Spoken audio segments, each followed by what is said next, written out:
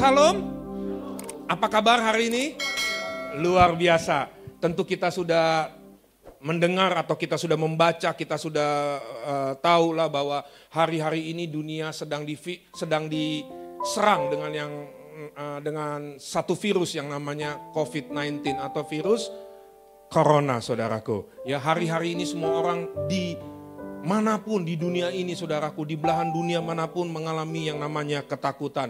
Jadi bagi saya, Bapak Ibu Saudaraku, bukan virusnya yang takut, yang berbahaya, tapi virus ketakutan yang menyerang dunia saat ini, itu yang lebih berbahaya bagi saya. Jadi pesan saya sebagai seorang hamba Allah siang hari ini buat saudara-saudara di tempat ini, tetap tenang, terus berdoa, saudaraku. Ya, tentu kita juga harus mentaati apa yang sudah disampaikan oleh pemerintah kita. Tetap jaga kesehatan, kebersihan, saudaraku.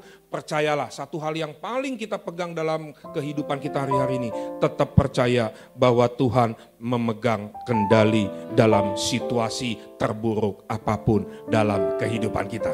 Saya yakin kalau kita tetap berdoa, tetap tenang. Ya, kenapa saya bilang tetap tenang terlebih dahulu? Karena tanpa ketenangan, saudaraku, kita tidak bisa berdoa. Tetap tenang, tetap berdoa, jaga kesehatan, jaga kebersihan. Percaya bahwa Tuhan yang memegang kendali dalam situasi terburuk sekalipun dalam hidup ini. Ini waktunya, saudaraku. Kemarin saya khotbah di sebuah perusahaan, kebetulan ownernya juga hamba Tuhan juga. Saya sampaikan ke mereka, saya bilang ini waktunya. Sudah tidak ada waktunya kita untuk santai-santai dalam ikut Tuhan. Kita harus lebih serius lagi mengejar apa yang menjadi rencana Tuhan dalam kehidupan kita. Amin. Nah, siang hari ini saya akan berkhotbah itu mengenai kuasa doa. Hari-hari ini orang memerlukan sebuah kekuatan. Nah, ada sebuah kekuatan di balik dari yang namanya doa tersebut. Buka dengan saya Alkitab saudara untuk menghemat waktu. Yakobus pasal yang kelima ayatnya yang ke-16 sajalah. Yakobus pasal yang kelima ayatnya yang ke-16. Oke, sudah dapat? Di depan sudah ada screen, kita baca sama-sama 2, 3. Karena itu hendaklah kamu saling mengaku dosamu dan saling mendoakan supaya kamu sembuh. Doa orang yang benar bila dengan yakin didoakan sangat besar kuasanya. Amin. Berbahagialah setiap kita yang mendengar kebenaran firman Tuhan dan menyimpannya dalam kehidupan sehari-hari. Amin. Bapak, Ibu serta saudaraku yang dikasihi dalam nama Tuhan, tentunya kita orang Kristen, orang percaya, anak-anak Tuhan punya moto dalam hidup ini. Moto kita orang percaya, orang Kristen itu adalah ora et labora. Berdoa sambil bekerja. Nah, berapa banyak dari kita saudaraku yang sudah berdoa, tapi jawabannya itu tidak sesuai dengan yang kita inginkan. Pernah nggak kita mengalami seperti itu, saudaraku? Kita berdoa, doa, tapi jawabannya, saudaraku, tidak sesuai dengan yang kita inginkan. Tidak sesuai dengan yang kita mau. Sehingga kita mulai frustasi dalam hal berdoa, saudaraku. Moto kita tadi kan adalah ora et labora. Kita berdoa sambil bekerja. Saking doa kita tidak dijawab-jawab, saudaranya, motonya kita ganti, saudaraku, jadi labora et ora. Oranya ora bahasa Jawa lagi, saudaraku. Ya udah deh, cuma kerja aja. Kita mulai berpikir, saudaraku, berdoa juga nggak ada hasilnya. Lebih baik kerja aja deh. Tapi siang hari ini sebagai seorang hamba Allah, saya mau menawarkan buat saudara, berdoalah sambil bekerja. Amin. Artinya begini, saudaraku, doalah yang menjadi alasan bagi kita untuk bekerja. Yang setuju dengan saya katakan amin dulu. Sangat sombong, Pak, Bu, kalau kita sebagai orang percaya itu tidak berdoa. Saya ulangi, sangat sombong kalau kita sebagai anak-anak Tuhan, orang Kristen, orang percaya tidak berdoa.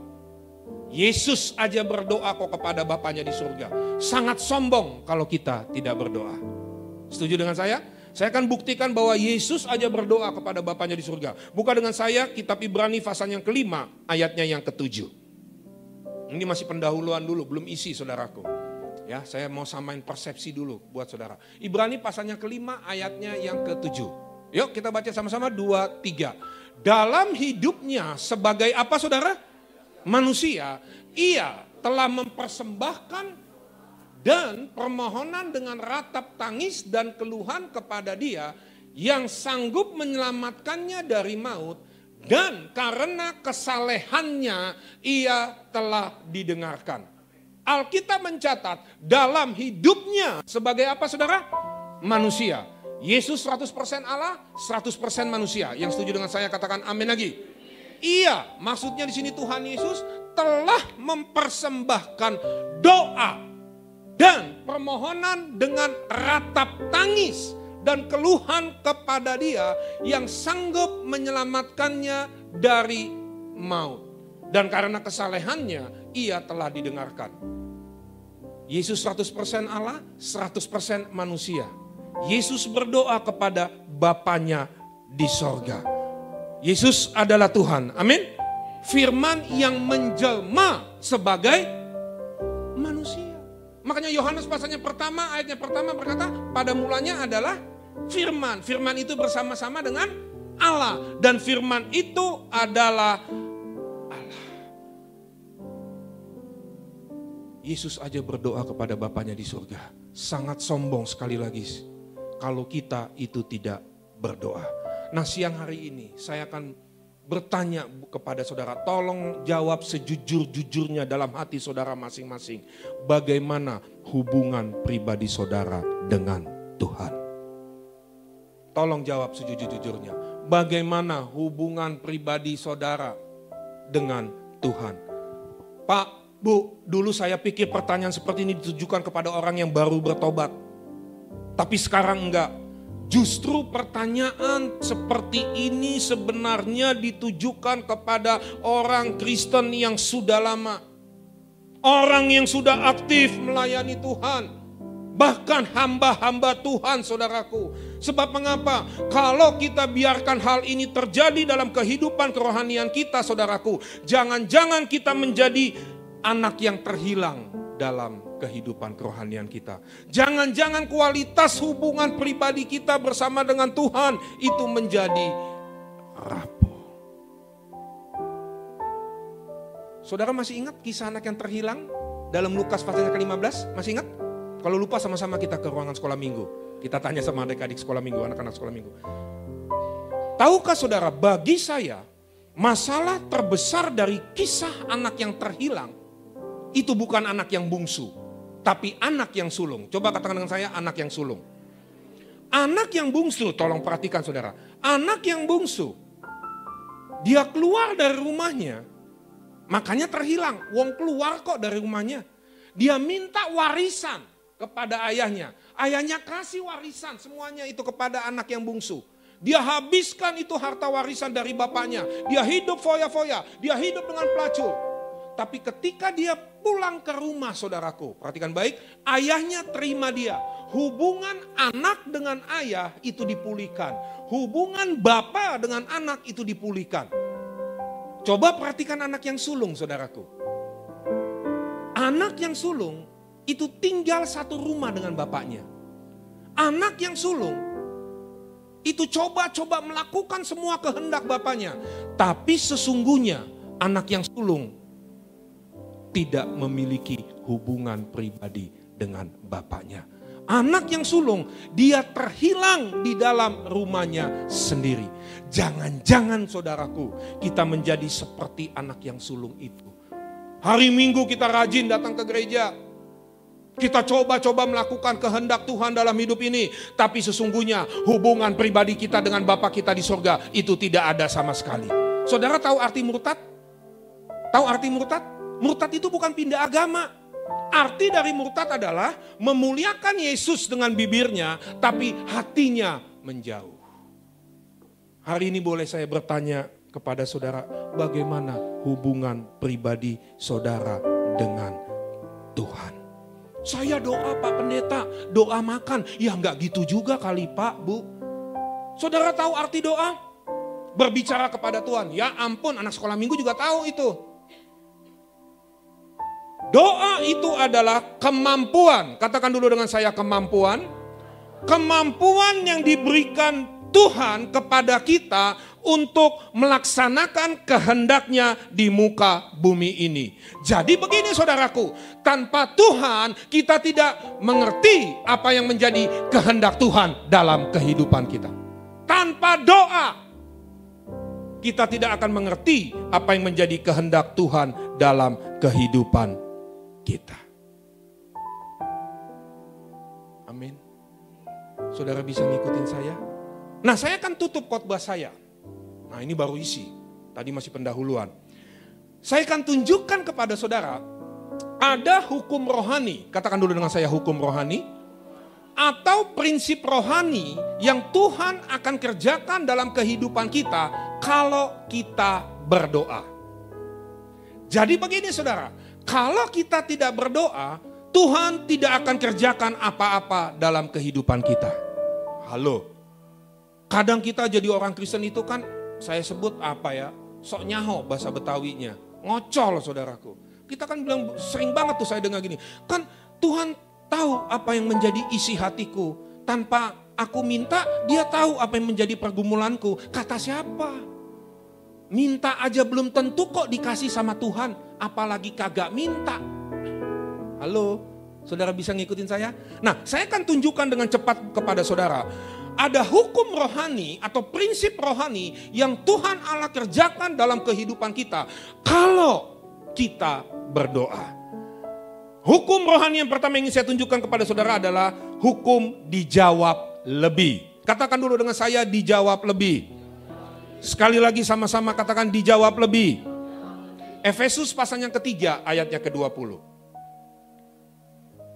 Kitab Efesus pasal yang ketiga ayatnya yang ke-20.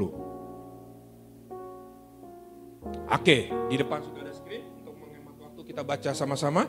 2, 3. Bagi dialah yang dapat melakukan jauh lebih banyak daripada yang kita atau seperti yang ternyata dari kuasa yang bekerja di dalam kita. Tuhan kita adalah Tuhan yang bersedia menjawab lebih. Yang setuju dengan saya katakan amin lagi. Kalau Tuhan jawab doa kita saudaraku, mengapa sering tidak seperti yang kita minta? Tapi Alkitab katakan selalu lebih banyak daripada yang kita doakan. Saya ulangi. Tuhan kita adalah Tuhan yang bersedia menjawab lebih. Amin saudara. Kalau Tuhan jawab doa kita, mengapa sering tidak seperti yang kita minta? Tapi Alkitab katakan selalu jauh lebih banyak daripada yang kita doakan.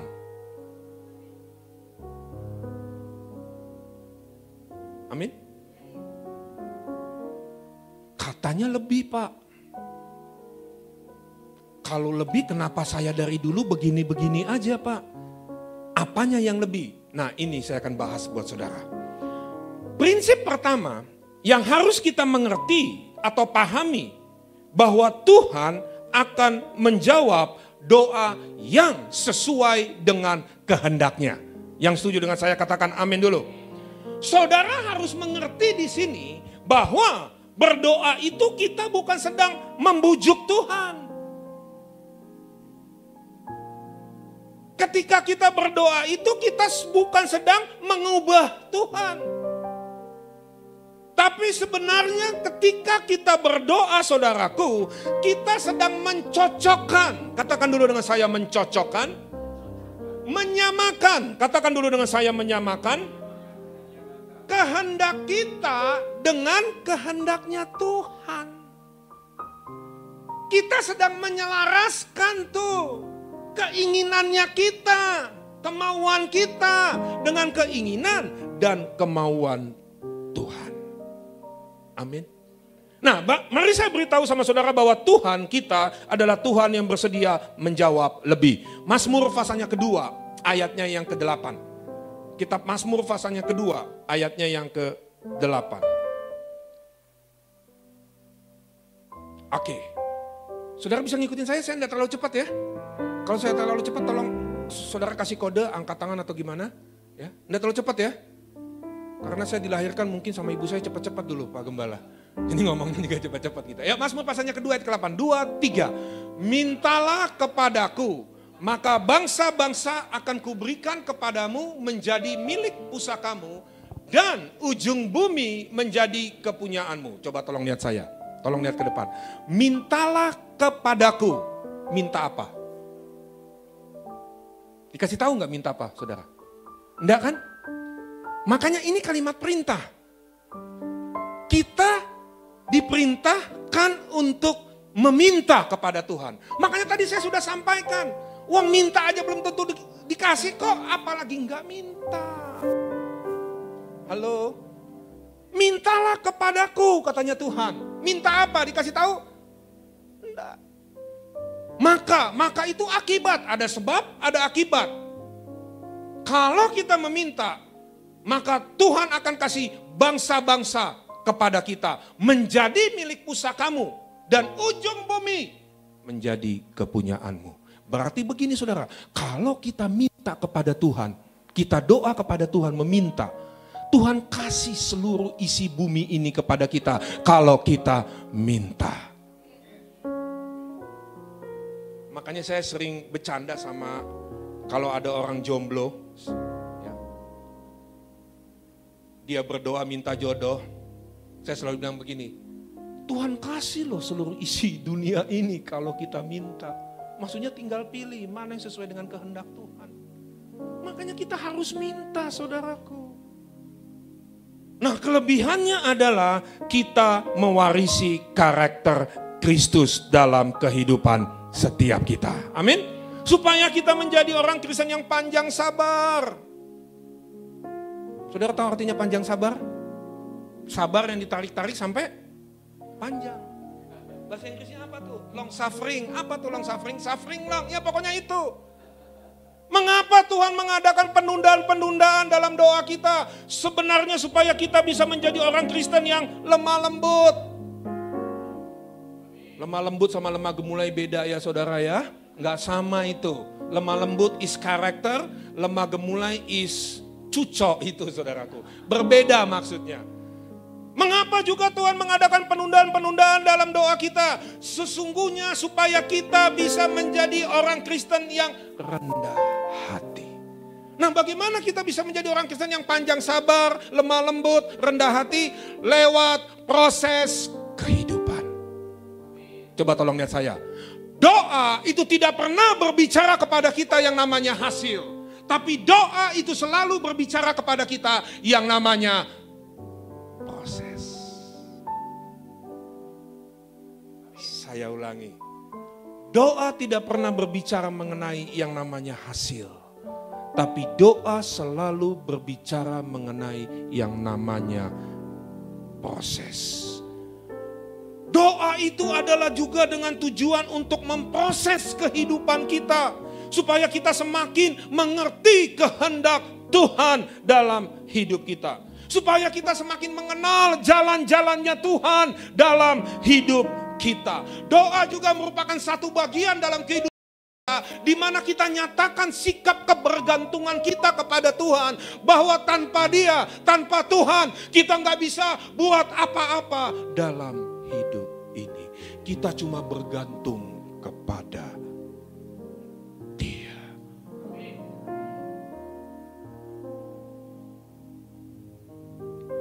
Amin. Pada waktu Tuhan berkata kepada kita, berdoalah hai anakku. Sesungguhnya Dia berkata kepada kita begini, aku siap menjawab doamu. Tuhan bersedia menjawab doa kita lebih banyak dari yang kita doakan.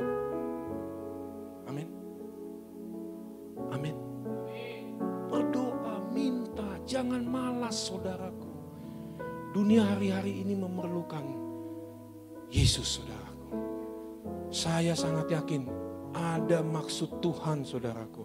Tuhan izinkan hal-hal seperti ini. Ketakutan dimanapun saudaraku. Saya ke mall kemarin hari Jumat saudara. Sepi banget mall saudaraku. Orang takut saudaraku. Nah makanya jangan panik dalam menghadapi persoalan-persoalan yang sedang melanda dalam kehidupan kita. Tetap tenang saudaraku. Andalkan Tuhan saudaraku. Amin. Maka Tuhan akan memelihara kehidupan kita. Saya sangat yakin saudara, saya khotbah di mana waktu itu saya dapat sebuah pewahyuan. Saya bilang begini, ada perbedaan antara domba, di Gajah Mada. Di domba, ada perbedaan antara domba dengan kambing. Tapi jangan lupa, kita harus mempunyai hubungan intim bersama dengan Tuhan. Amin. Yuk yang kedua, saya akan cepat. Ya, ketika Tuhan berkata sama kita begini, berdoalah hai anakku. Sesungguhnya dia berkata, aku siap menjawab doamu. Wow. Yang kedua, hukum rohani yang kedua, atau prinsip rohani yang kedua yang Tuhan Allah kerjakan dalam kehidupan kita. Kalau kita berdoa, hukum perubahan pemikiran.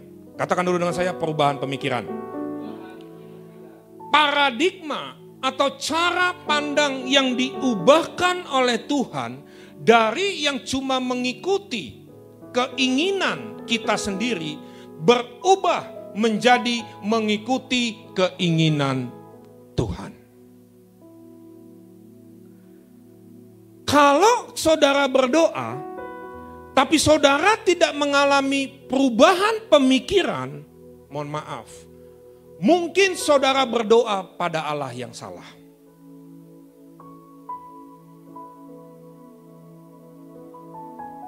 Tahukah saudara, jalan-jalan kita dengan jalan-jalannya Tuhan itu sangat jauh? Alkitab berkata dalam Yesaya pasalnya ke-55 ayatnya ke-9, seperti tingginya langit dari bumi. Demikian tingginya jalan-jalanku katanya Tuhan daripada jalan-jalanmu. Yuk kita baca, 2, 3. Seperti tingginya langit dari bumi, demikianlah tingginya jalanku dari jalanmu dan rancanganku dari rancanganmu. Ada orang yang berpikir saudara, kalau mereka berdoa itu apa yang mereka mau harus terjadi. Itu salah saudaraku. Sebab mengapa? Sebab bukan kehendak kita yang jadi, tapi kehendak Tuhanlah yang terjadi dalam kehidupan kita. Kita beri tepuk tangan yang paling meriah buat Tuhan kita. Haleluya. Makanya gak usah paksa-paksa Tuhan saudaraku. Ada lagi orang berdoa Pak Gembala. Ya saudara, ada orang berdoa bilang kami klaim janjimu Tuhan. Ya ampun saudara, tahu arti klaim? Yang insurance. Ya klaim itu berarti kan tuntut. Saudara, masa kita tuntut Tuhan sih? Orang Kristen gak boleh demo. Kalau tuntut itu berarti demo saudaraku. Gak boleh demo orang Kristen. Kalau demo masak boleh saudaraku. Nanti bagian nyicipin saya atau Pak Gembala lah. Atau Pak Heri lah yang dengan senang hati kami. Orang Kristen gak boleh demo. Ya, makanya kita sesungguhnya harus berdoa saudaraku. Yesus sudah buktikan saudaraku. Ketika dia berdoa, dia berkata, bukan kehendakku yang jadi, kehendakmu lah yang jadi. Ingat waktu Yesus berdoa di Taman Getsemani, berapa kali dia berdoa? Sebelum dia ditangkap, disalibkan, mati, bangkit dari antara orang mati dan naik ke surga. Berapa kali dia berdoa? 3 kali. Ya, nanti saudara baca di rumah dalam Matius 26 ayat ke-36 sampai dengan 46. Matius 26 ayat ke-36 sampai dengan 46. Nanti malam sebelum tidur baca ya. Kalau susah tidur baca Alkitab, pasti ngantuk saudaraku. Enak aja emang Alkitab obat tidur. Ya, Matius 26 ayat 36 sampai dengan 46. Waktu Yesus berdoa di Taman Getsemani saudaraku. Doa Yesus yang pertama, dia berdoa begini kepada Bapanya di surga. Bapa, jikalau sekiranya mungkin, Saat itu Yesus dalam keadaan takut. Makanya tadi saya sampaikan, 100% Allah, dia 100% Allah, 100% manusia. Alkitab katakan Yesus dalam keadaan takut. Tapi ketika dia berdoa kepada Bapanya di surga, dia bertemu dengan kasih karunia itu. Doa Yesus begini yang pertama. Bapa, jikalau sekiranya mungkin, lalukanlah cawan itu daripadaku. Tunggu, saya difoto. No. Lalu Yesus keluar. It's okay, ayo, konsen lagi. Lalu Yesus keluar, kemudian dilihat murid-muridnya sedang? Makanya nggak heran zaman sekarang, saudaraku, hamba Tuhan khotbah jemaat. Di sini nggak ada ya, di luar sana. Di sini jemaat-jemaat yang takut Tuhan, yang cinta Tuhan. Ya. Lalu Tuhan Yesus berkata begini sama Simon Petrus, tidak sanggupkah engkau berjaga-jagaku selama 1 jam? Kemudian Yesus keluar lagi, dia doa yang kedua. Dan doanya itu berubah. Doa Yesus yang kedua dia berkata begini. Bapa, jikalau sekiranya, apa saudara? Tidak mungkin, bukan kehendakku yang jadi, tapi kehendakmu yang jadi. Jadi begini saudara, perhatikan saya. Doa Yesus yang pertama sama doa Yesus yang kedua, di dalamnya ada proses perubahan pemikiran. Tangkap maksud saya? Waktu kita berdoa sesungguhnya saudara, kita sedang menyatukan jalannya kita dengan jalannya Tuhan. Orang Alkitab katakan jalan kita sama jalan Tuhan itu udah berbeda banget. Seperti tingginya langit dari bumi, itu antara langit dengan bumi, udah beda. Makanya waktu kita berdoa itu, kita sedang menyatukan, menyamakan, mencocokkan jalan kita dengan jalannya Tuhan. Makanya penulis Amsal berkata begini saudara, orang bodoh tidak mengerti kehendak Tuhan, tapi orang yang bijaksana dia mengerti kehendak Tuhan dalam hidupnya. Makanya begini pesan saya saudaraku, temukan kehendak Tuhan dalam kehidupan kita masing-masing. Jangan tanya sama orang lain, jangan tanya sama gembala Anda, kasihan gembala Anda sudah bingung nih. Masa saudara masih tanya sih kehendak Tuhan? Itu urusan kita pribadi. Nah, suatu kali saya diundang di Surabaya, isinya persoalan doa itu ibu-ibu sosialita. Tahu ibu-ibu sosialita? Yang kalau bawa tas begini saudaraku, jalannya saudaraku. Nah, suatu kali saya diundang. Ya, mereka bikin, saya tidak usah sebutkan persoalan doa apa. Di sebuah restoran di Surabaya saudaraku. Nah, ibadahnya nggak lama, cuma 1,5 jam kok. Nah, setelah ibadah, mereka fellowship. Nah kami pembicara yang diundang itu diberikan tempat, meja sama kursi untuk konseling. Jadi mereka ternyata saya baru tahu mereka itu dikasih nomor antrian, nomor urut saudaraku. Mau konseling sama pendeta. Suatu kali saya yang diundang menjadi pembicara saat itu. Seorang ibu datang sama saya. Shalom Pak, shalom Bu, apa yang bisa saya bantu Bu? Ibu ini bertanya sama saya, Pak Yohanes saya mau tanya dong. Tuhan bicara apa kepada Pak Yohanes mengenai hidup saya? Apa yang menjadi kehendak Tuhan dalam hidup saya si Pak Yohanes? Waduh saya bilang, Bu mohon maaf Bu. Ibu pulang menangis di bawah kaki Tuhan. Tanya sama Tuhan apa yang menjadi kehendak Tuhan dalam hidup ibu. Jangan tanya sama saya. Saya juga lagi sibuk kok cari kehendak Tuhan dalam hidup saya. Ngapain saya urusin orang lain? Maksudnya begitu saudaraku. Artinya begini, jangan salah paham dulu dong saudaraku. Artinya begini, saudara dan saya, kita semua itu punya tugas dan tanggung jawab untuk mengerti kehendak Tuhan dalam kehidupan kita masing-masing. Makanya tadi saya bilang tanpa doa mustahil kita bisa mengerti kehendak Tuhan dalam hidup ini. Saya sudah khotbahkan beberapa bulan yang lalu mengenai iman saudara. Itu juga kayak begitu iman. Kalau kita nggak pernah berdoa, nggak pernah punya hubungan, kita nggak memiliki hubungan pribadi dengan Tuhan, kita malas baca Alkitab, mohon maaf, mustahil kita bisa memiliki iman yang benar. Yang ada iman kaleng-kaleng yang kita miliki saudaraku. Nah, doa itu sebuah cara kita untuk mengerti kehendak Tuhan dalam hidup kita. Maka Makanya sekali lagi jangan tanya sama pendeta. Jangan tanya sama hamba Tuhan. Saudara harus bertemu langsung dengan Tuhan. Tanya apa yang menjadi kehendak Tuhan dalam hidup saudara masing-masing. Amin. Coba seandainya pendeta yang ditanya saat itu, Pak apa ya Pak ya, Tuhan bicara apa Pak kepada Bapak mengenai kehendak. Kalau saya seandainya pendeta yang gimana gitu, jalan gak injek tanah, sebentar Bu. Saya kalau ketemu orang kayak gitu, mohon maaf saya bilang, Pak, Bapak pendeta atau dukun?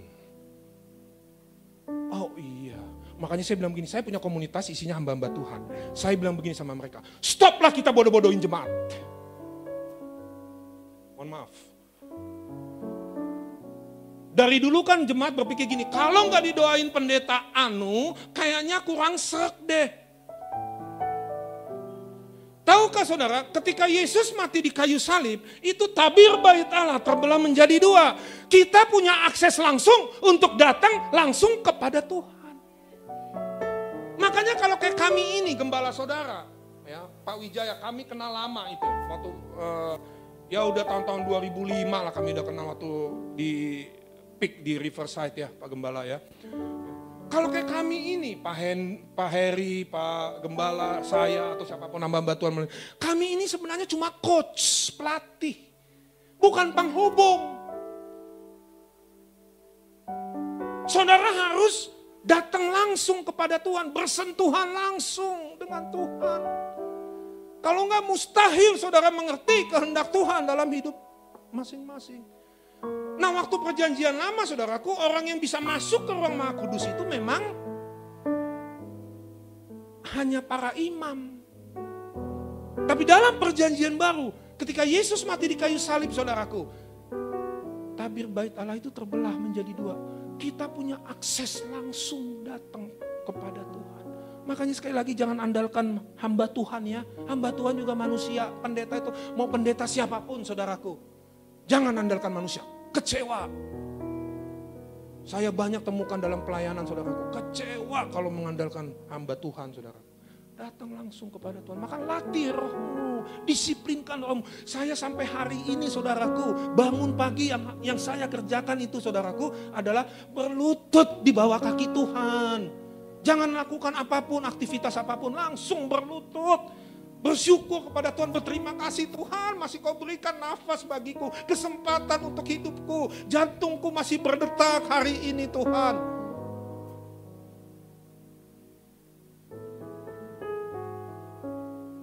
Ya bapak-bapak kalau bisa jangan, kalau masih bisa ditahan gak usah ke toilet dulu lah, kalau masih bisa ditahan. Gak usah minum teh atau ngopi dulu deh, nanti deh berdoa dulu. Kita kalau bangun pagi yang pertama kita cari bukannya Tuhan saudaraku, handphone. Saudara yang senyum-senyum.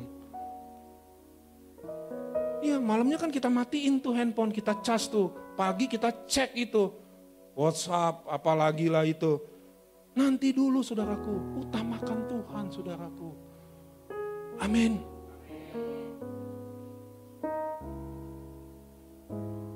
Temukan kehendak Tuhan dalam kehidupan kita. Amin. Jangan malas berdoa saudaraku. Latih. Saudara tahu arti sesat? Salah jalan. Kenapa kita salah jalan? Karena kita memilih jalan kita sendiri. Makanya sekali lagi temukan jalannya Tuhan dalam hidup kita masing-masing. Amin. Coba tolong lihat saya mau selesai di sini. Perubahan pemikiran akan memberikan kemampuan kepada kita untuk dapat mengerti atau membedakan manakah kehendak Tuhan dalam hidup ini. Coba Roma 12 ayatnya kedua. Saudara diberkati siang ini? Amin. Ya, saya ikutin kok medsos saudara, gereja saudara di tempat ini. Tiap hari Selasa present worship setuju. Tadi Pak Gembala juga kasih tahu sama saya, waduh Pak jemaat antusias, haleluya. Kita udah gak ada waktunya lagi main-main santai-santai saudara. Waktunya sudah dekat. Dia mau datang itu segera. Amin. Yang penting kita jaga kekudusan saudaraku. Udah itu aja. Ya. Mau badai kayak apapun, penyakit apapun saudaraku. Saya yakin Tuhan pasti akan memelihara kehidupan kita. Yuk Roma 12 ayatnya kedua. Roma 12 ayat 2. 2, 3. Janganlah kamu menjadi serupa dengan dunia, tetapi berubahlah oleh sehingga kamu dapat membedakan manakah kehendak Allah, apa yang baik, yang berkenan kepada Allah, dan yang sempurna. Makanya begini saudara, dalam Alkitab pertobatan disebut dengan metanoia. Tahu arti metanoia? Metanoia bukan nama toko buku. Metanoia punya pengertian perubahan pemikiran. Dalam doa saudaraku, pemikiran kita diubah dari yang mengikuti jalan kita sendiri, berubah menjadi mengikuti jalannya Tuhan. Nah kalau saudara bertanya sama saya, bagaimana mengerti pikiran Tuhan dalam hidup kita? Ada satu kalimat di dalam Alkitab, bagaimana kita bisa mengerti pikiran Tuhan dalam kehidupan kita adalah berdoalah di dalam roh. Katakan dulu dengan saya, berdoalah di dalam roh.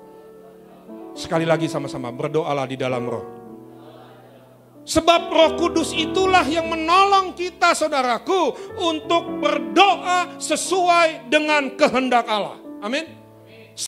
Saya sedang mengajar kepada saudara berdoa dalam roh seperti pengajar-pengajar lain yang memamerkan bunyi bahasa-bahasa tertentu. Terserah saudara, itu lidah-lidah saudara kok. Masa saya harus atur? Yang penting adalah you pray in the spirit. Berdoalah di dalam roh. Coba tolong lihat saya. Waktu kita berdoa di dalam roh saudaraku, Roh Kuduslah yang membantu kita berdoa sesuai dengan kehendak Tuhan. Bahkan dengan perkataan yang tidak dapat kita ungkapkan, Roh Kuduslah yang menaikkan keluhan itu. Coba buka Roma 8 ayat ke-26 saja supaya cepat. Enggak terasa ya, hampir 1 jam. Saudara sudah bosan? Udah makan siang? Belum. Jangan lupa makan siang. Yuk Roma pasalnya ke-8 ayat 26 saja di depan saudara sekalian. 2, 3. Demikian juga roh membantu kita dalam kelemahan kita. Sebab kita tidak tahu bagaimana sebenarnya harus. Tetapi roh sendiri berdoa untuk kita kepada Allah dengan keluhan-keluhan yang tidak terucapkan. Jangan pernah menyerah dalam berdoa saudaraku. Berdoalah dalam roh. Waktu saudara dan saya berdoa dalam roh, maka kita sedang menyamakan kehendak kita dengan kehendaknya Tuhan. Amin.